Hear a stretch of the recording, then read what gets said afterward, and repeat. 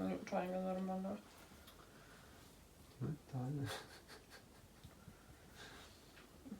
Tavaline. Nii nagu see on, normaalne.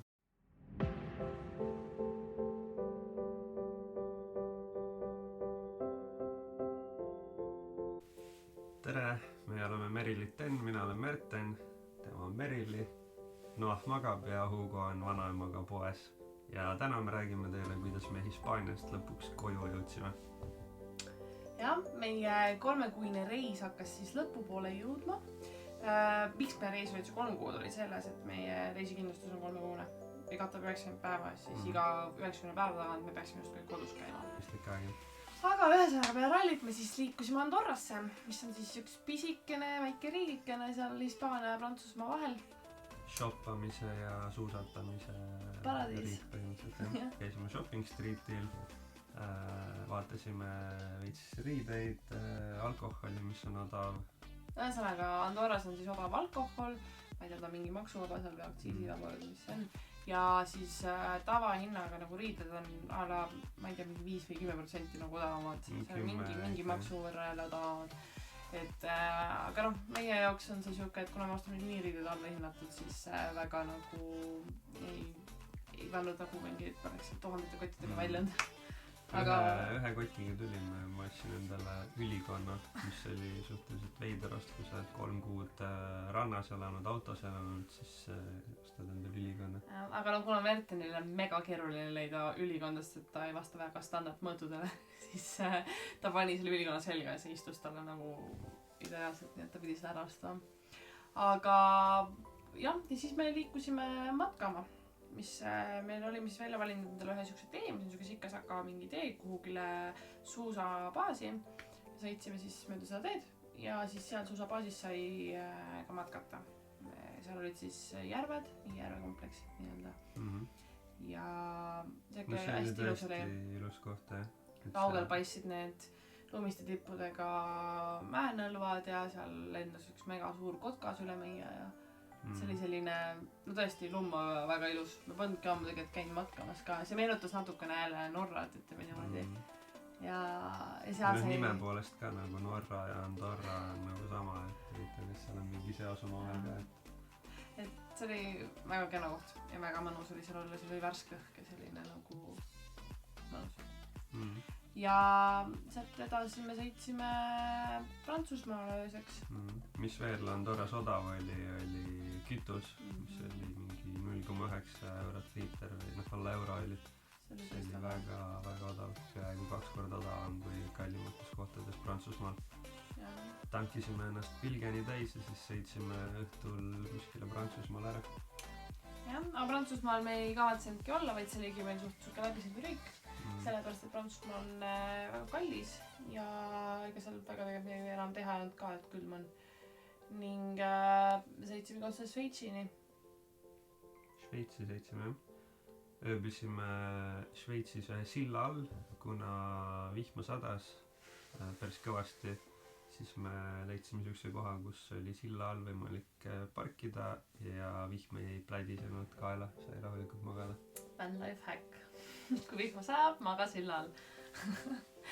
Jah, ja see oli ilus koht seal küll tegelikult. See järv oli seal hästi ilus, aga järgmise päeval oli mega udu, nii et me tegelikult ei näinud, mis meie ümbruses on. Ja kui ma ka edasi hakkame sõitma, siis see udu ei läinud nagu vähemaks, vaid järjest hullemaks. Aga sadas ka päris hästi. Jah, ja meie esimene peatuspunkt oli siis Aaresluht, mis oli siis veel ainukesena suhteliselt lahti, kuna Šveitsis lõppeb hooaeg ära kuskilt oktoobri keskelt, ütleme, et siis Aaresluht oli veel seal oktoobri lõpus õnneks lahti. Aga see oli siis selline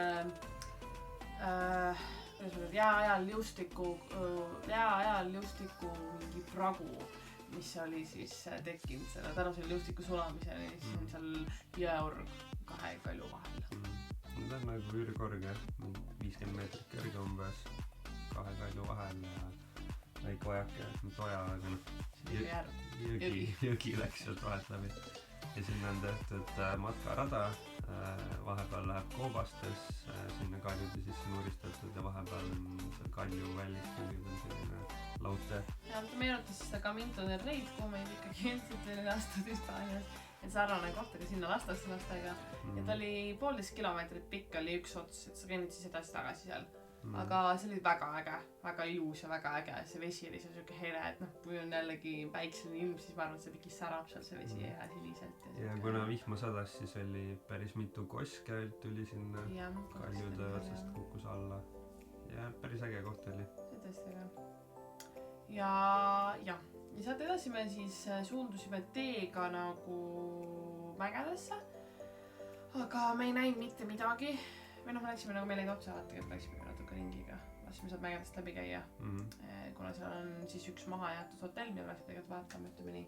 Ja sinna viib siis süke äge Ussilinna tee. Aga ja ilus ümbrus on seal, aga me ei näinud mitte midagi, sest nii paks udu oli, et me lihtsalt nägime udu.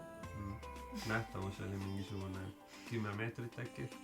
Ja mis tegi selle nagu hirmsaks oli see, et kuna hooaja lõpp oli ja teed pannakse talveks kinni, siis need teede piirded olid juba ära korjatud sealt. Ehk siis sa näed lihtsalt teed ja sa näed, et sealt lihtsalt kukub kuskile ja sa ei näe kuhu ja sul ei ole piiret ka selle eest. See oli päris hirmus. Aga me jõudsime selle hotellini, vaatasime ära selle, see on siis Belvedere või selline hotell seal. Taga peaks olema ilusad lumised alpid. Ei näime midagi. Aga... Ja seal on veel kohe seal hotelli kõrval on üks liustik, kui siis on koopad tehtud väidetavalt pilli pealt tundus. Ja sinna ma tahtsin minna ka, aga see oli kahjuks juba kinni. Ja, nii et Šveitsi tasub minna enne oktoobrit, ütleme niimoodi. Oktoober on viimane aeg. Oktoobri keskpaik on viimane aeg. Aga siis me põikasime korra läbi Austria, kus me viimisime täpselt 15 minutit, siis me sõitsime sealt lihtsalt läbi ja jõudsime siis Saksamaale, täpsemalt siis Münchenisse, kuna Merteni tädi elab seal oma perega ja me viibisimegi siis nende pool. No kuna Münchenis eelmisel Eurotripil juba peatusime ja tegime need linnatuurid ära, siis seekord me väga nagu ringi ei viitsinud vaadata, kuna seal oli räigelt külmaks läinud, mingi 8 kraadi ja see oli suhteliselt harjumatu, kui sa sealt soojast tuled. Ehk siis me käisime seal õllekes ja korra käisime linna peal tähistasime Halloweeni. Kuna Mertenil on siis 3 täditütart, siis kui meie lapsed said mängida nendega ja ütleme, et lastel oli pidu.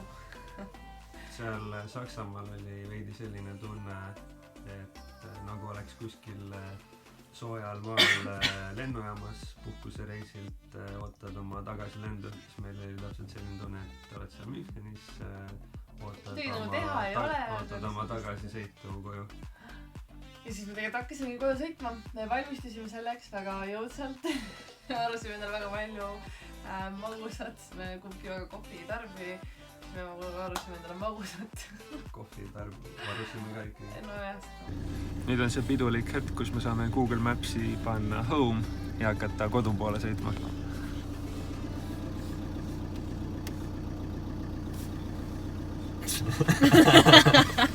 Ei saa koju minna. Aga siis me plaanisimegi sõita, et sõidame Münchenist kuni siis enam-vähem Varssavini ja siis ööbime seal ning Varssavist siis koduni. Aga kui me jõudsime siis Münchenis sinna Poola piirini, siis seal oli nii külm, et me mõtlesime, et ei, me ei jää siia asjaks, me ei paki ennast lahti, vaid me ikka sõidame koduni välja ja nii läkski. Me sõitsime siis kokku 24 tundi järjest. Keegi ei osanud oodata, et me nii kiiresti me koju joome. Aga ja meil oli plaan siis tehtud selliselt, et mina peaksin siis õhtul magama või öösel ja siis vahetan vara hommikul mingi ala 4-5 aeg hommikul Merteniga ära. Aga läks nii, et ma jõin kohvi ja mul oli tundra mund. Ja siis ma tiksusin koos Merteniga üleval, kuulasime podcast'e ja siis hommikul korra vahetasime ära. Aga kuna ärkas üles, siis ma sain kokku sõita 40 minutit. Et Merten sõitis põhimõtteliselt 24 tundi järjest üksinda. Aga see mõttes üksinda, et ma olin tal äratamiseks kõrval, aga olid roolis. Ikkagi magas, aga... No korra said magada jah, see 40 minutit. Ei, sina magad. Mina vahesin mingi 40 minutit. Ja ma sain ka magada Riiast, kuni Eesti piirini umbes mingi 40 minutit. Väike powerness palju võiks ikka. Aga jah, koduigatsus või koduootus oli nii suur, lihtsalt ütleme nii, et polnud mõtet enam jääda kuskil seal seisma.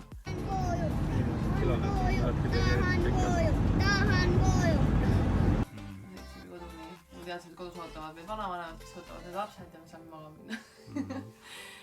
et öösel oli muidugi hea sõita, aga ei olnud liiklust, lapsed magasid ja siuke nagu mõnus. No Saksamaa ja Poola on kiirteed, sealt on hea läbi kiita. Leedu, Läti on juba siuke väga tüütu. Eesti on nagu okei jälle. Jah, ma ei teagi. Peale 3 kuud oli väga mõnus koju jõuda. Sul on ruumi, sul on mingi kodu, aga Eestis on kuidagi väga pime ja inimesed on kuidagi väga mornid. Kui ma võrdlen nüüd selle Hispaania ja Portugali inimestega või selle eluoluga seal. Endal oli väga harjumatu olla tagasi tsivilisatsioonis ja sellises nagu ühiskonna mingis, ma ei tea, surves või nagu, et me ei olnud tarbinud absoluutselt mingit meediat nagu selle 3 kuu jooksul põhimõtteliselt ja nagu kokku puutunud selliste asjadega, et siis oli nagu naljakas, et kui igal pool on mingid reklaamid, mingid info, mingi siuke asi, et see kõik oli selline nagu veider. Nüüdseks oled juba ära harjunud sellega ja omaks võtnud, aga alguses oli küll hästi nagu imelik olla. Omaks võtnud. Nojah, võib-olla seda ei saa enne. Aga olulisel viinil. Aga jah, me peagi asume jälle teile. Me teeme ühe video veel, kus me võtame siis kokku oma eelarve ja üldse selle vanlife'i elust räägime võib-olla veidikene. Aga sellest järgmiselt me jätkame siis Aasias. Läheme Aasias.